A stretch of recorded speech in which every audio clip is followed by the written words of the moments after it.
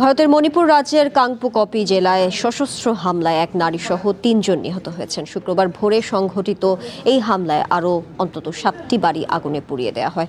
স্থানীয় প্রশাসন সূত্রে জানা যায়, শুক্রবার ভোর আনুমানিক 4টার দিকে লইবল খুললেন গ্রামে একদল সশস্ত্র দুষ্কৃতী অতর্কিত হামলা চালায়।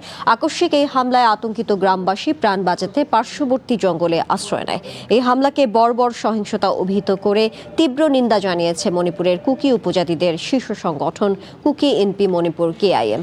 সংগঠনটির দাবি, নিরস্ত্র সাধারণ মানুষের ওপর এই ধরনের হামলা মানবাধিকার ও মানবিক মর্যাদার গুরুতর লঙ্ঘন। সংগঠনটি নিহতদের পরিবারের প্রতি শোক ও সংহতি প্রকাশ করে ঘটনার পূর্ণ তদন্ত দাবি করেছে। এছাড়া এই হামলার পেছনে NSCN-IM এবং এর সহযোগী সংগঠন ZUF কে রয়েছে জানিয়ে বিবৃতিতে দাবি করেছে কেআইএম।